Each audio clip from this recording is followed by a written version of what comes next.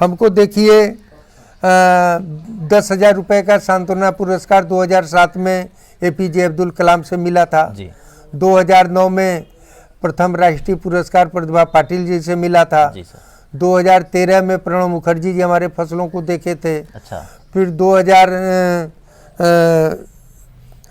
2018 में हमको 5 दिन के लिए राष्ट्रपति भवन में मेहमान बनाया गया था। अच्छा। ये कोविंद जी जो है वर्तमान में जो राष्ट्रपति जी हैं, हाँ। ये घड़ी हमको दिए थे। अच्छा। फिर 2019 में लाइफ टाइम अचीवमेंट अवार्ड मिला। अच्छा। 7.5 लाख रुपए का। आप सबका स्वागत है देसी किसान पर। मैं हूं चंदन। साथियों, आज मैं आया हूं वाराणसी जिले के जखनी क्षेत्र में टंडिया गांव है। यहाँ पे एक बहुत ही प्रगतिशील किसान है श्री प्रकाश सिंह रघुवंशी जी। सर किसी परिचय के मोहताज नहीं है। ये राष्ट्रपति से सम्मानित हो चुके हैं और अपने शोध कार्यों के लिए जाने जाते हैं। कुदरत सीड बैंक से इनका जो बीज चलता है, कुदरत नाम से इनके कई बीज जो है कि पेटेंट हो चुके हैं। तो आइए सर से ही जानते हैं उनके बारे में। सर अपने बारे में थोड़ा सा बताइए किसानों को। जी, मैं किसान हूँ, श्री प्रकाश सिंह रघुवंशी नाम है मेरा। और सन 77 में रिएक्शन हो गया था, हमारी आँख खराब हो गई थी। अच्छा। तो धूप में निकलता था तो आँख चमक जाती थी। हाँ। फिर 2-4-3 साल तक बहुत तकलीफ में थे। जी। लेकिन अपने सूझबूझ से फसल समूहों में नए नए प्रकार के पौधों का सिलेक्शन करके कई प्रजाति बनाया, जैसे गेहूं कुदरत 9, कुदरत 17, कुदरत गजानन, हाँ। धान कुदरत दिव्या जी। और सरसों कुदरत वंदना गीता, ऐसे ऐसे। हाँ। तो जो भी वैरायटी हम सिलेक्शन करके बनाए, वो बहुत अच्छा चल रहा है। और 9-10 प्रांतों में का भ्रमण किए, किसानों को फ्री सैंपल बांटे। जहाँ गरीब किसान थे, कर्ज ब्याज में फंसे थे और किसान आत्महत्या कर रहे थे महाराष्ट्र वगैरह में, वहाँ के लोगों ने हमको बुलाया। मैं वहाँ जा करके किसानों से कहा कि ये आत्महत्या करना महाअभिशाप है और कोई समस्या हल नहीं होने वाला है।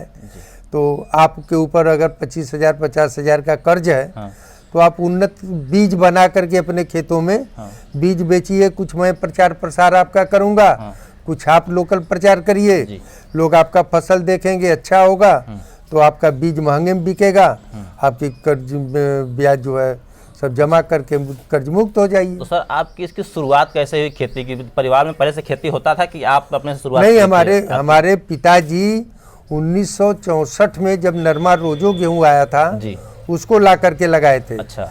फिर उसके बाद जो है पंतनगर कृषि विश्वविद्यालय का जो है नई वैरायटी आया, गेहूँ RR21, कल्याण सोना। तब से ही वो नए नए बीज ला करके लगाते थे। फसल अच्छी होती थी तो बीज का काम पिताजी करते थे, तो उन्हीं के साथ रह करके मैं सीखा। अच्छा, पिताजी के साथ रह के आप सीखे हैं? जी जी जी। ठीक है सर। तो सर अभी तक कौन कौन से बीज बना चुके हैं, कितने प्रकार के बीज बना चुके हैं अभी तक लगभग? अब वैसे तो कुल मिला जुला करके गेहूँ, धान, अरहर, सरसों, मूंग और कुछ सब्जियों के लगभग 100-150 प्रकार के बीजों का मैं संग्रह किया हूँ। और सब पर हमारा जो है शोध कार्य चल रहा है जी। लेकिन वर्तमान समय में आँख एकदम खराब हो गई है। जी जी। बहुत दर्द पीड़ा रहता है, तकलीफ रहता है। तो अब मैं वारिस खोज रहा हूँ। अच्छा। कि पूरे भारत में देसी बीज बैंक का जो है केंद्र बन जाए। अच्छा। तो हम लोगों को तकनीकी दे दें और थोड़ा थोड़ा बीज फ्री में दे दें। वो अपना बीज लगा करके मल्टीप्लाई करते रहें, बीज बनाते रहें, तो जगह जगह जो है बीज फैला दें। अच्छा। देसी बीज में ये खासियत है कि बीज बार बार काम करेगा, बीज से बीज बनता चला जाएगा। जैसे प्रकृति में प्राकृतिक तरीके से बीज का उत्पादन होता है, प्रकृति ने मनुष्यों को बीज उपहार में दिया है। तो हम लोगों का कर्तव्य धर्म बनता है कि हम देसी बीजों को बचाएं और बढ़ाएं। जी। शास्त्रों में वर्णित है कि प्रलय काल के समय में तमाम सेठ साहूकार राजा महाराजा जो है अपना बाल परिवार सोना चांदी लेकर के भाग रहे थे। अच्छा। लेकिन राजा सत्यव्रत जो है बीज कोष से अपना बीज लेकर के भंडारण का नाव पर लादे और जा रहे थे। तो मत्स्य रूप में जो है भगवान विष्णु प्रकट हुए और उस नौका को जो है सुरक्षित ले गए। अच्छा। तो उनकी नाव बच गई और सेठ साहूकारों की नाव डूब गई। अच्छा। तो उस समय समझ लीजिए कि अगर बीज प्रलय काल के समय खत्म हो गया होता तो आज क्या होता। हाँ, तो तब बीज अगर समाप्त हो जाएगा तो ब्रह्मांड से जीवन समाप्त हो जी जाएगा। बिल्कुल सर। तो इसी विषय पर काम कर रहा हूँ। तो सर अभी आपको कौन कौन से पुरस्कार मिल चुके हैं अभी तक? हमको देखिए 10,000 रुपये का सांत्वना पुरस्कार 2007 में APJ अब्दुल कलाम से मिला था। जी 2009 में प्रथम राष्ट्रीय पुरस्कार प्रतिभा पाटिल जी से मिला था। जी सर। 2013 में प्रणब मुखर्जी जी हमारे फसलों को देखे थे। अच्छा 2018 में हमको 5 दिन के लिए राष्ट्रपति भवन में मेहमान बनाया गया था। अच्छा। ये कोविंद जी जो है वर्तमान में जो राष्ट्रपति जी हैं, हाँ। ये घड़ी हमको दिए थे। अच्छा। फिर 2019 में लाइफ टाइम अचीवमेंट अवार्ड मिला। अच्छा। 7.5 लाख रुपए का। जी तो कुल मिला जुला करके हमको सम्मान मिलता गया, पुरस्कार मिलता गया जी और देश विदेश घूमने का भी चांस मिला, मौका मिला और लाखों किसानों के बीच में मैं गया। जी सर। तो लोगों को प्रोत्साहित करता भी हूँ और हमें भी देश भर का आशीर्वाद और सहयोग मिलता रहता है। जी सर। तो हम भी कुछ अच्छा करते चले जा रहे हैं। तो कोई काम नहीं है मुश्किल जब किया इरादा पक्का।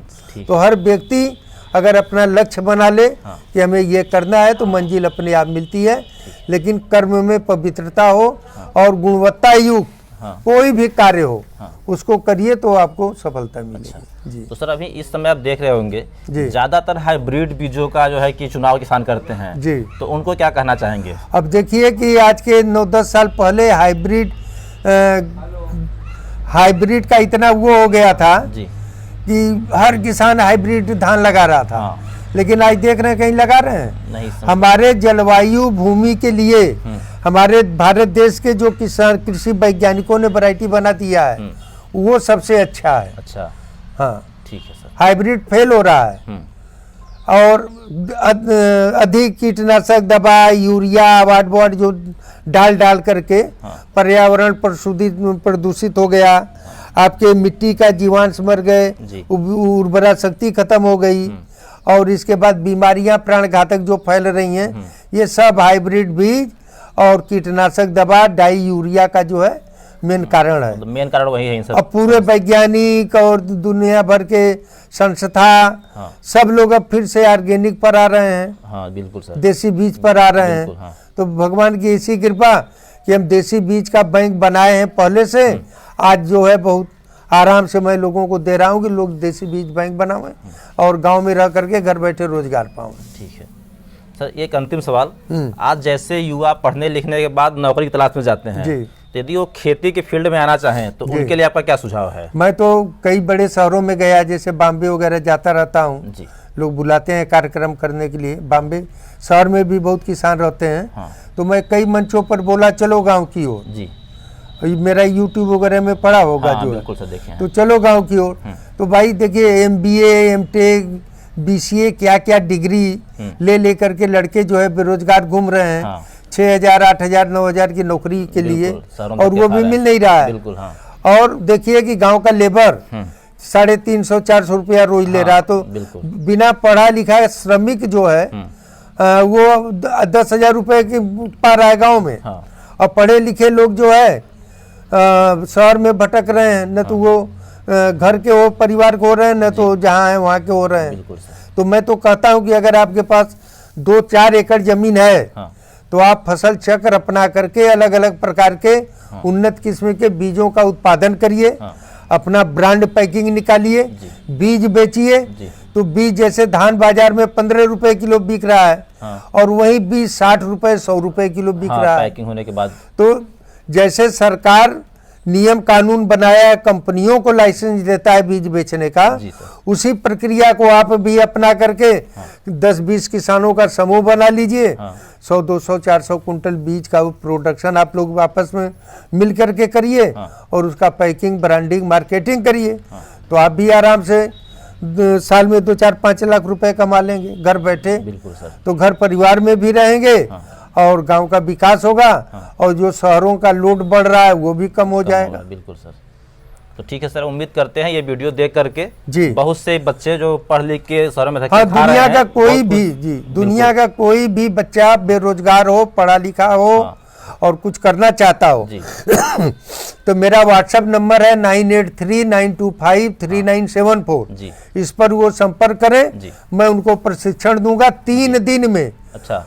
3 दिन में जैविक खाद कैसे बनाया जाता है और उन्नत बीज का उत्पादन कैसे होता है और बीज बेचा कैसे जाता है। मतलब आपके यहाँ के प्रशिक्षण ले सकते हैं यहाँ पे? हाँ, हमारे यहाँ प्रशिक्षण ले सकते हैं या वो लोग प्रोग्राम बनावे। अच्छा, कहीं अपने आप प्रोग्राम रखते हाँ, हैं, हमको कुछ लोग इकट्ठा करके? हमको इकट्ठा करें जी। मैं जा करके वहाँ जो है सेवा करूँगा। चलिए ठीक है सर, बहुत धन्यवाद आपका जी, जानकारी देने के लिए।